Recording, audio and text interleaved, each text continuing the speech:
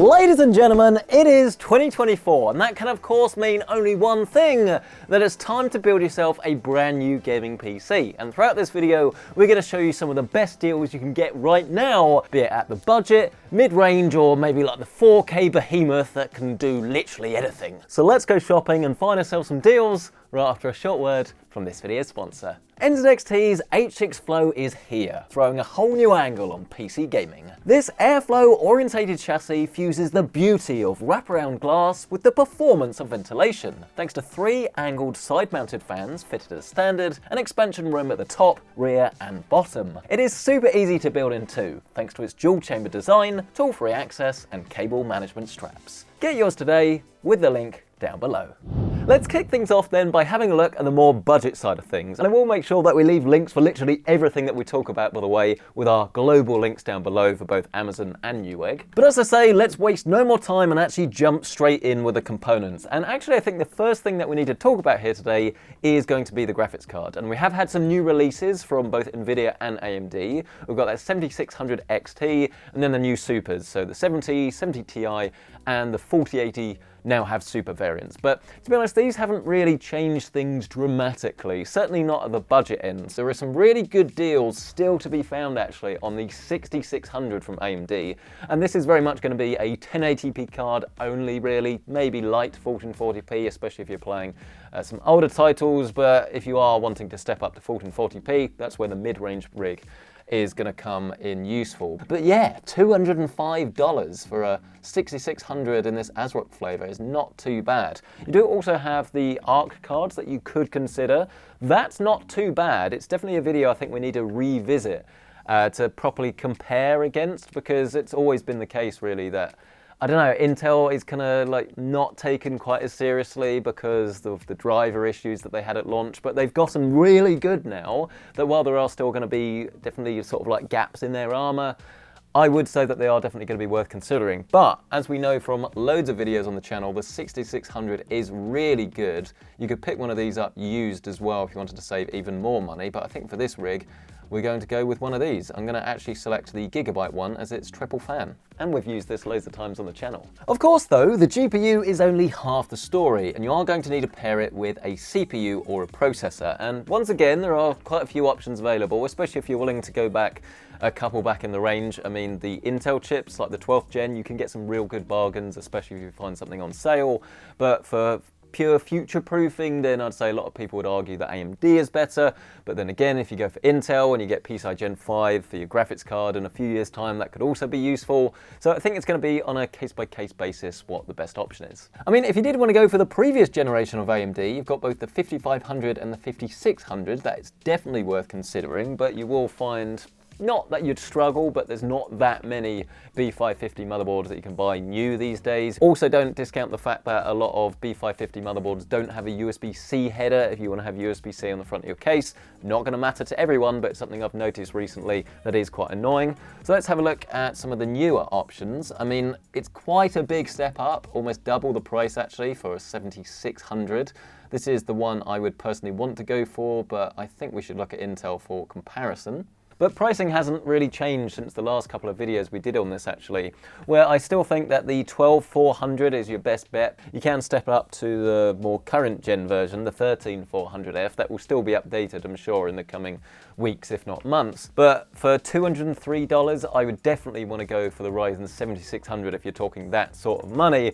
So I think we're going to go for the 12400, ideally the 12400F. Yes, here we go, $148.99. Just be aware that this isn't the strongest CPU out there. I mean, it's 6 cores, which is more than you're really going to need for a gaming PC, but the single core performance is not going to be as good as that 7600. But for the graphics card that we're using, it's a really nice pairing. But if you did want more future-proofing, go for that 7600, but you will have to pay more for the privilege. And then let's navigate over to motherboards. So if you can find a good deal on a 600 series, there's not really, again, massive difference between 600 and 700, but you'll find that buying new, it's a lot easier to buy 700 rather than the previous 600, but again, have a look at used and you can save yourself some money. We're not going to be interested in Z790 because that's just going to be too expensive, so let's have a look at our B760 chipset. I mean, immediately I'm being drawn to these two options, one from Gigabyte, one from ASRock. I'm sure there are going to be differences between the two, but I mean, these are still not going to be the most feature-rich motherboards out there,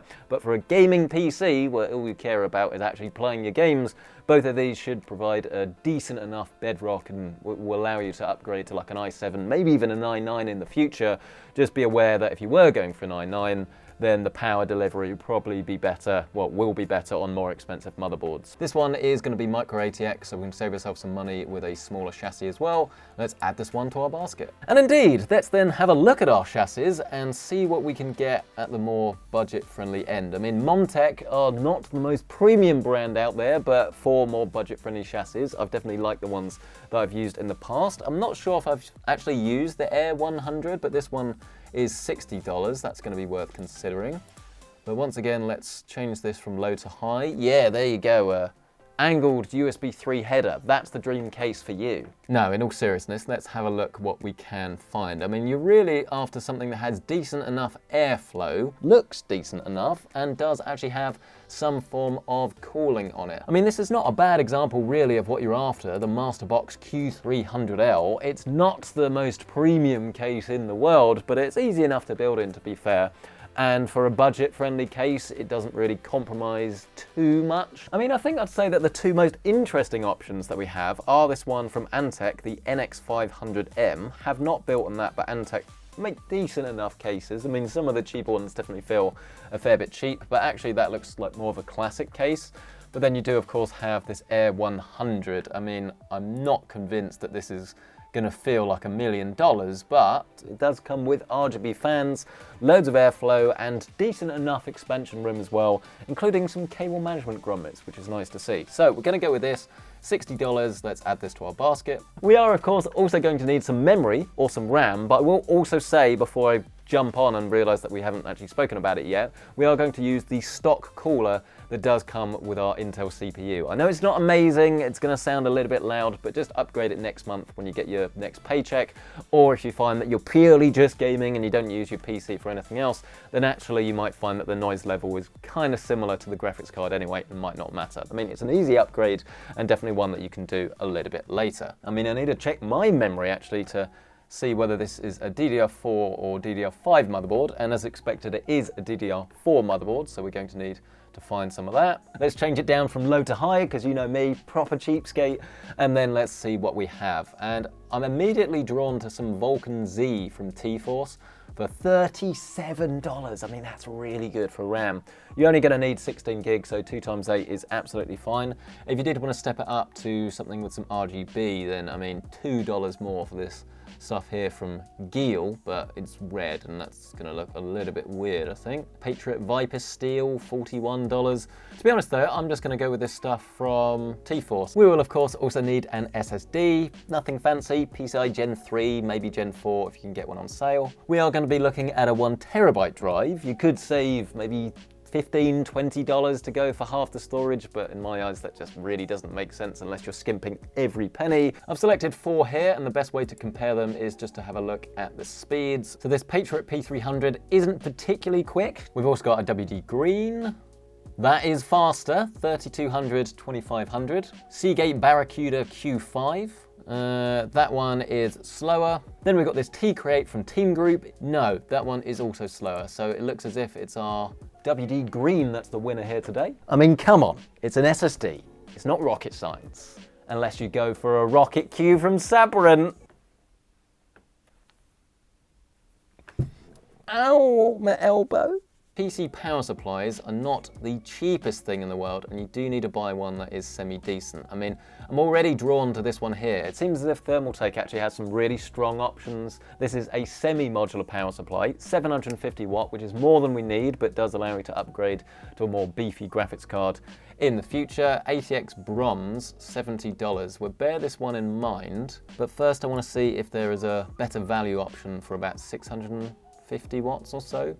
Oh yes, here we've got a CX650M from Corsair for $70. So it looks then as if we're choosing between a 650 watt power supply from Corsair or for the same price, the 750 from Thermaltake. Both are rated as bronze. The Corsair, I don't know, some people probably prefer the fact that you can get hold of like other custom cables a bit easier for them, but I would rather have the extra 100 watts of wattage for future upgrades. So we're going to go with the Thermaltake. And obviously taxes and things apply in the States. I'm from the UK, so no expert on that.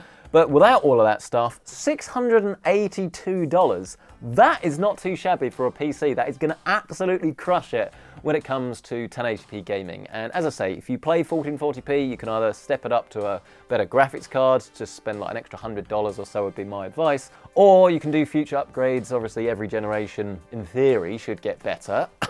Maybe not with the supers. That was barely a cough, wasn't it? But for what most people actually use their PC for, which is just enjoying games, maybe playing multiplayer at high refresh rate, this rig is going to crush it. But as we have brought up the topic of 1440p, I think it's only right to move on to our next rig. And I think for this one, we're going to hop on a plane and move over to good old Blighty, where the weather is grey, the temperatures are cold, and everyone is miserable. And as I say, I want to focus on 1440p gaming here. So let's have a look once again at graphics cards. I mean, when we do these videos, it is at least nice to see that compared to like 2 years ago, we're in a completely different state. Because actually, AMD has released a couple of cracking graphics cards recently with the 7800 XT and the 7700 XT. Whoa, whoa, whoa, PC Centric, you keep saying don't buy the 7700 XT. Why are you now praising it?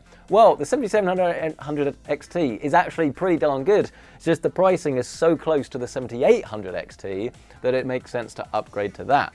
But this is always dependent on pricing, so let's have a look if there's much difference between the two cards, shall we? Well, the cheapest 7700 XT is actually below RRP, not by much. This one is at £444.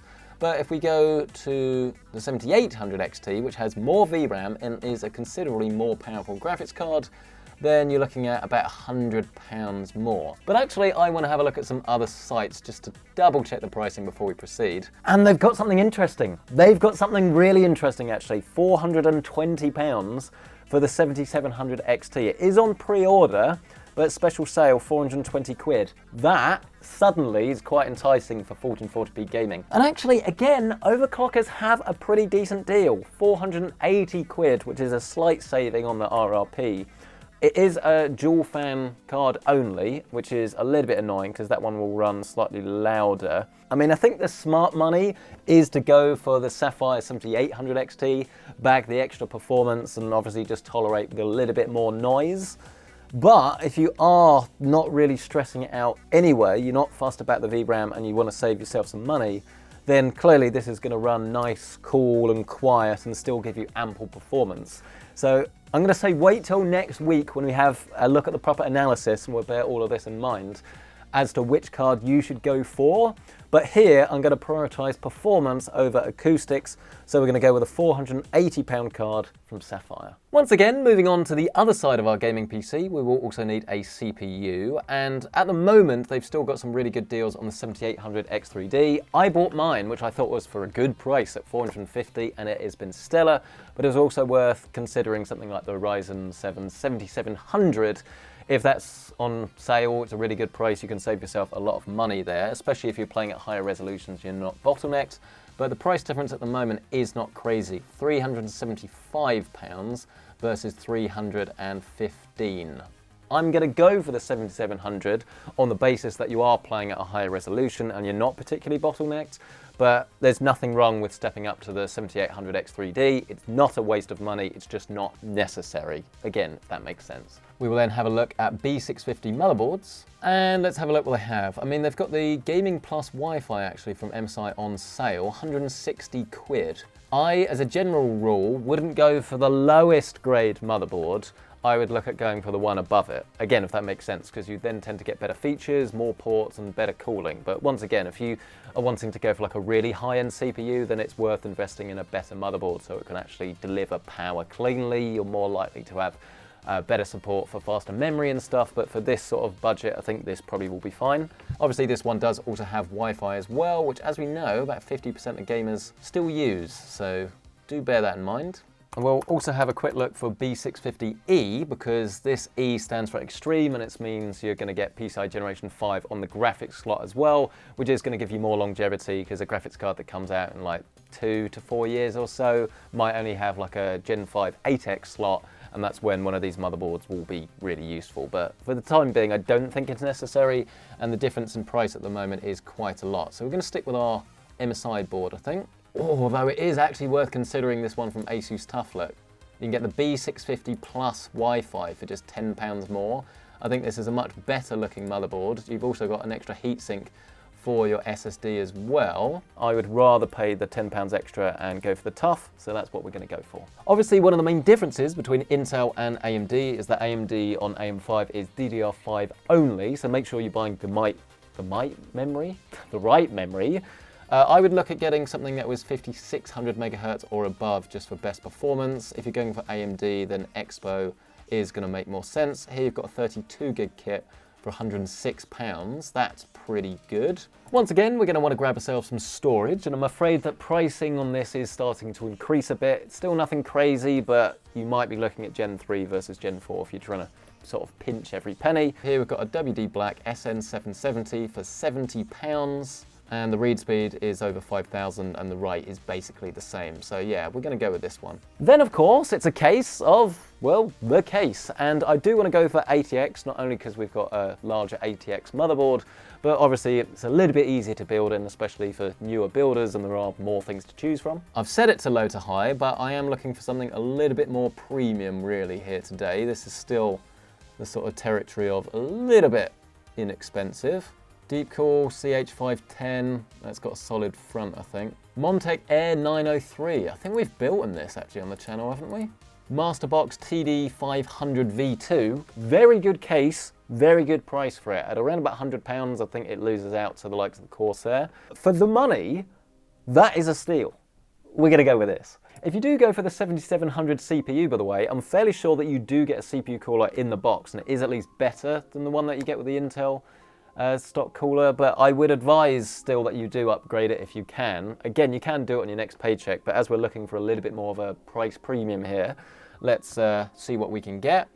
Not sure any of these options are the one. That's a really nice looking cooler actually, but I haven't used that one. Instead, it's a really easy one. I swear I say this in like pretty much every video, but it's just such a good cooler. The AK400 from Deepcool. It's not the best looking one in the world, but when it comes to price performance, I love this thing. I would probably recommend a 750 watt power supply at this particular price point. Again, you always want a little bit of headroom, possible upgrades and things. They've got this one actually, the System Power 10. It's not going to be the best thing in the world, but it is 750 watts. This one from NZXT, but that is not modular. I mean, actually, that's 80 plus gold. And it's PCI Gen 5. And actually, I do think, once again, that that's it. I'm having too much fun. I sound so lame there, don't I? But that is me, that is the channel, get over it. Here's our full list of components then, sans the GPU that we are getting from elsewhere. So quick maths, £876 plus 480, £1,356. Let me use the calculator. £1,356. I can't even remember if that's what I said. For the money, actually, that's pretty darn good. Make no mistake, compared to like a Series X or a PS5, that's a lot of money, but don't forget this is a full PC. You can do like so many different things on it. 16 gigabytes of VRAM, so this is gonna be great for creating as well. I honestly think these are two of the best rigs that we've done in a long, long time on the channel. For that money, that is a steal. But what if it's not enough? What if you want to play at 4K? What if you want the best? Well, you'd be looking at a 4090. We're not going down that road today. I do want to look at the supercards because there's one in particular that, while some people might describe it as lukewarm, I'd call it Luke Hot, Luke Littler. 3 new cards from NVIDIA. They're not particularly groundbreaking. The 4080 is basically just $200 cheaper. The 4070 Super has a fair bit more performance, but the VRAM is kept the same. But then the one I'm personally most interested in is the 4070 Ti Super. You can get more with the 4080 and the 4090, but I don't necessarily think that's what I would do. I think this is pretty much the sweet spot for me. So if I was looking to build myself a new PC for like personal gaming, the 4070 Ti Super with that same price point, slightly more performance, and the 16GB of VRAM I think would be right up my alley. So I want to build with this, but let's have a look at the pricing. I mean, this might not be the best purchase at the time of filming, purely because these cards are brand new and will probably lower down a bit over time. But we can't take that chance, and we are building today. Metaphorically, obviously we're not actually buying anything. But yeah, I wouldn't really want to spend more than the RRP unless you may be looking at this white edition, which is 840. Instead, I want to go with the one that they have at RRP, which is this one from Zotac. We'll then pair it with an AMD CPU that will come as no surprise whatsoever, which is our 7800 X3D. Basically the best all-round gaming CPU you can get. Don't discount Intel because I know that they are more expensive and they produce a lot more heat. But if you are after like a more do-everything gaming PC with loads more cores, then bear in mind you're pretty much getting about the same performance when it comes to gaming, but then all of that extra multitasking. It is a very useful thing. We won't be stepping it up to X670, but we will be looking at B650E, so we do have that little bit extra future-proofing. And actually, rather surprisingly, there are some quite good options for pretty reasonable prices. I mean, $270 is still quite a lot for a motherboard, but I think this is, well, it's literally the heart of your system and you want something that's decently future-proof. Steel Legend's decent. Tai Chi Lite I really liked, but I think the Strix version is the one I would go for. Just make sure you do update the BIOS to the latest version, so you've not got to like worry about any of that previous like support that happened with the X3D and voltages and things like that. I do want to go for a water cooler this time, but I've got something specific in mind, the LS720 from Deepcool. You can't argue with the price point. $99 for 3 fans, triple radiator. You will obviously need a case that supports it, and particularly up top, I don't like front mounting radiators. But this also comes in white as well if you want to go down the white look. And I just think so many people are spending crazy amounts of money now on cooling. This isn't even a chip that gets crazy hot. Just make sure you tune it, and this is going to look the business, feel the business, sound the business. Once again, we'll be needing some DDR5 memory, and this is a fantastic combination. I think I've got the non-RGB version in my system, but some Trident Z5 with Expo support running at 6000 megahertz, 32 gig of the stuff, gonna be perfect combination, $118. We will of course also be needing some storage. This time I want to step it up to 2 terabytes, as this is going to have a lot more longevity, and obviously you can fit more stuff on it, especially if it's your only drive and you've got a load of like videos and images to put on here as well. If you're happy to have something a little bit slower, then you do have this one from WD, SN850, $140. Crucials P3 Plus, 2 terabytes, $125, but actually I think the sweet spot is going to be the one from WD. And in terms of speed, we're looking at around about 5,000 on both the reads and the writes. Let's be boring now and have a look at power supplies. I'm aiming for 850 watts here, as same reasons as the others. It's a little bit more than you need, gives you some upgradability, but like doesn't break the bank.